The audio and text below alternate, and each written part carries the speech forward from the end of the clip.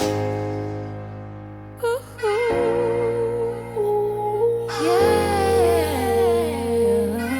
tout le monde!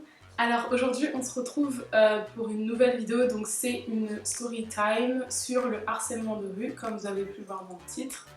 C'est une histoire qui m'est arrivée il y a 2 ans, je crois que c'était en été 2015 avec ma meilleure amie de cette époque-là. Et du coup je voulais partager ça avec vous parce que le harcèlement de rue c'est quelque chose qui est pour moi trop pris à la légère. Et c'est quelque chose de très très grave. Donc je voulais aussi faire passer un message à travers ma vidéo à tous les hommes qui vont regarder cette vidéo. Bien leur faire comprendre que c'est pas marrant et que vous pouvez blesser la personne que vous avez en face de vous. Donc c'était une soirée d'été où je devais aller dormir chez une copine qu'on va appeler dans l'histoire Déborah. Avant de rentrer chez elle, on s'était dit qu'on allait un petit peu traîner sur les bords de Loire comme tout jeune Orléanais fait l'été. Et qu'on allait voir s'il y avait des gens qu'on connaissait. On y est allé et tout, on est resté genre 1 heure, mais on a vu qu'il y avait personne qu'on connaissait, du coup on a décidé de rentrer. Et pour rentrer, on est passé par la rue de Bourgogne. En fait, c'est une rue à Orléans où il y a plein de kebabs, il y a plein de restaurants, il y a plein de bars, etc. Et normalement, il y a tout le temps du monde, vous voyez. Ce jour-là, quand on y allait, il n'y avait pas beaucoup de monde. Et c'était bizarre pour un week-end, enfin c'était un week-end, en plus de ça, c'était pendant les vacances. Mais je pense que c'était un mois où tout le monde était parti, enfin bref. Dans la rue et tout, et on marche tranquille pour prendre le chemin pour aller chez elle, pour rentrer chez elle. Et là, on commence à voir 2 mecs au loin qui marchent vers nous. Et moi, je dis à Déborah, s'ils viennent nous parler, tu parles pas, tu me laisses parler. Et elle me dit, ok. Du coup, j'avais bien prédit le truc, ils sont venus nous parler. Ils me font, les filles, vous faites quoi là et tout. Moi, je fais, on rentre là parce qu'il commence à se faire tard et tout. Et là, ils font, vous voulez pas venir avec nous et tout, on habite dans la rue, on fait une petite soirée et tout, à 4, machin. Moi je les regarde, je fais non en fait on n'est pas intéressés, là on va rentrer, il est tard, on doit rentrer, sa mère elle nous attend et tout. Et genre eux, ils étaient là, ils insistaient. Moi j'étais là mais arrêtez de forcer, on vous a dit non, c'est quoi que vous comprenez pas dans le nom, on doit rentrer, il est tard. Je sais pas, on va pas vous suivre, on va pas suivre des inconnus comme ça. Il est tard, on rentre, on va pas traîner, c'est bon, ça suffit. Et non, ils voulaient rien savoir, ils continuaient à insister. Plus ils insistaient, plus j'étais là en mode ils vont jamais nous laisser en fait. Enfin, nous on essayait de partir, et à un moment, il y en a un des deux, il a attrapé le bras de Déborah, et il a dit donnez-nous votre numéro, au pire on vous contacte et tout machin.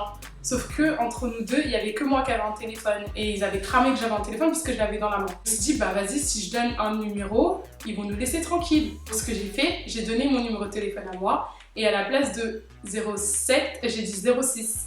Parce que mon numéro ça commence par 07, bref. Comme ça, s'ils me demandent de répéter le numéro, je pourrais le répéter tranquille. Je me suis dit vas-y, si je donne, ils vont nous laisser et tout, on va pouvoir partir. Au moins là, ils vont nous laisser partir et tout. Le numéro, je dis 06, non. Et genre moi je pensais qu'ils allaient nous laisser et tout, qu'ils allaient partir, c'est bon, vous avez eu ce que vous voulez, maintenant dégagez. Ah non, ils commencent à composer le numéro pour voir si c'est un vrai. Et moi là je regarde Déborah, on se regarde, on s'est compris. Hein. Et je fais 1, 2, 3, on a couru. Et quand je vous dis on a couru, j'ai jamais couru comme ça de ma vie. Hein. J'ai tracé, j'avais l'impression qu'il y avait 50 bulldogs qui me coursaient. Mais genre vraiment j'avais l'impression que si je m'arrêtais, j'allais me faire tuer, j'ai couru. Elle aussi, elle a couru. Sauf que le truc, c'est qu'on n'est pas parti dans la même direction. On retourne, je vois, elle est pas là. Et en plus de ça, je me rends compte que les mecs, ils étaient en train de nous courser. Genre, j'étais là, c'est des forceurs, genre, c'est trop grave. Pourquoi vous nous coursez? Laissez-nous tranquille. On a dit, on n'est pas intéressés. Pourquoi vous forcez encore? Bref, vous étiez en train de nous courser. Et moi, je savais pas par où Déborah elle était passée. Donc, moi, j'ai continué à faire une droite. J'ai eu un hall. Je me suis cachée dans le hall, j'attendais d'être sûre que les 2 mecs là, ils aient fait demi-tour.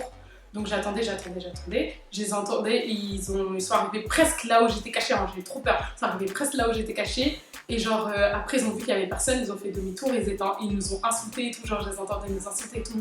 Ouais, vous êtes des vieilles meufs, nanana, genre ils avaient trop la rage et tout. Je m'en foutais moi, je pensais même pas à ça, je me suis dit mais Déborah elle est passée où? Et 1, je dois dormir chez elle, de 2, elle a pas de téléphone, et de 3, je sais pas où elle est. Genre c'était trop, j'étais là mais je vais faire comment pour la trouver et tout. Elle a pas de téléphone comme par hasard ce soir-là, il fallait qu'il nous arrive un truc comme ça. Après, j'ai décidé de sortir de là où j'étais cachée. J'essaye de la chercher et tout. Je peux pas trop crier parce qu'il y avait des gens chelous dans la rue. Hein. J'essaie de, entre crier et parler, j'essaie de dire Déborah et tout. Genre j'étais comme ça, j'étais en panique. Je vous jure, j'étais en panique. Hein. Je pouvais même pas rentrer chez moi. Hein. Je commence à la chercher et tout. Je crie Déborah. Et là je l'ai retrouvée. Et je vous jure, elle arrive en courant vers moi. Et j'ai trop de chance ce soir-là. Vraiment. J'étais là, mais imagine, elle l'avait attrapée et tout. Moi je me faisais des scénarios. Je me disais c'était des malades et tout. J'étais là, c'était des malades, machin. Bref, je l'ai retrouvée et tout. Après on est rentré. Qui sait ce qui aurait pu nous arriver, et le pire, c'est que si on répond pas, c'est encore pire que si on dit non, vous voyez. Qu'on réponde ou qu'on réponde pas, en fait, ça change rien au scénario, il force quand même. Commencez même pas à parler de tenues vestimentaires, machin, non, ça change rien, qu'on soit habillé en short, qu'on soit habillé en robe, qu'on soit habillé en jogging, ça va rien changer, c'est toujours la même chose, ils vont quand même forcer. La tenue vestimentaire ne fait absolument pas le fait que des hommes viennent vous harceler dans la rue. Maintenant, on va parler du harcèlement de rue. Tout d'abord, je tenais à faire la différence entre drague et harcèlement de rue. La drague, ça se construit à deux. Quand vous voyez que la personne en face de vous n'est pas réceptive, à partir de là, c'est du harcèlement. Si vous insistez alors que la personne en face de vous ne rentre pas dans votre jeu, faut arrêter, tracer votre route. Elle veut pas se faire draguer, elle veut pas.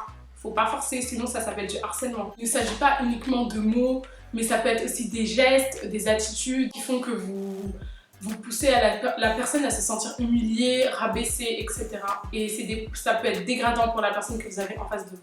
Et la personne en face de vous, elle peut se sentir mal à l'aise et ne pas savoir comment réagir. Et c'est pas parce que la fille s'arrête qu'elle est intéressante en fait. C'est ça, maintenant quand je vois des inconnus venir me poser des questions et tout, j'ai trop peur, je me dis mais il veut quand encore? Alors que des fois c'est des gens qui me demandent leur chemin. Vous voyez, après on a l'habitude de mettre tout le monde dans le même sac alors que pas du tout. C'est juste que à force de tout le temps vivre la même chose, tout le temps en répétition, on se méfie de tout le monde. Vous n'avez donc aucune éducation pour aller harceler l'enfant de quelqu'un, vous n'avez rien d'autre à faire, non?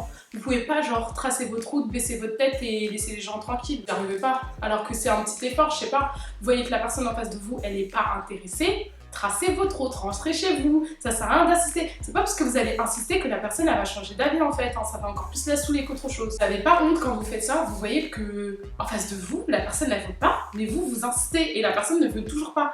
Vous vous sentez pas mal à l'aise, vous n'avez pas honte de votre comportement? Non, je sais pas. J'ai remarqué qu'il y a bien deux lettres que certains hommes ne comprennent pas, c'est le N et le O. Je sais pas pourquoi quand on vous dit non, vous croyez que c'est en insistant que ça va changer, alors que pas du tout. Si on vous a dit non dès le début, ça veut dire que ça sera non jusqu'à la fin en fait. C'est pas en forçant qu'on va changer d'avis.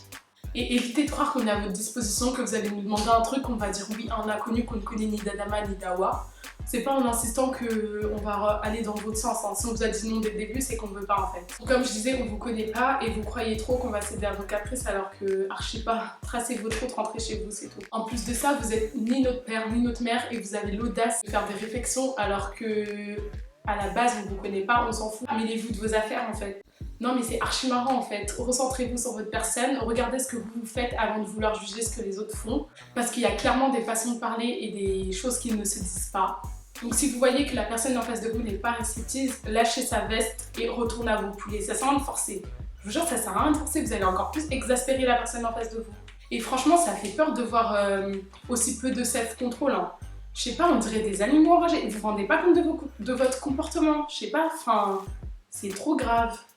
Et commencez pas à dire ouais les filles elles ont pas le droit de sortir le soir, on s'en fout, la rue elle appartient à tout le monde, si vous n'êtes pas content et restez chez vous, personne ne vous force à sortir.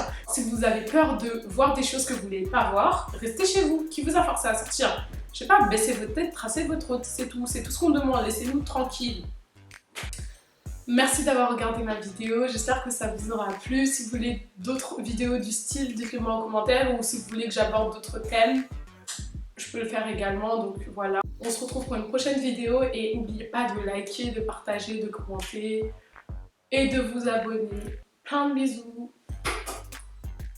Donc, c'était une soirée d'été où je dois... 1, 2, 3. Non, 1, 2, 3. Qui sait ce qui est au... 1, 2, 3. Donc c'était... Bon attendez, il y a du bruit dehors, je vais fermer la fenêtre.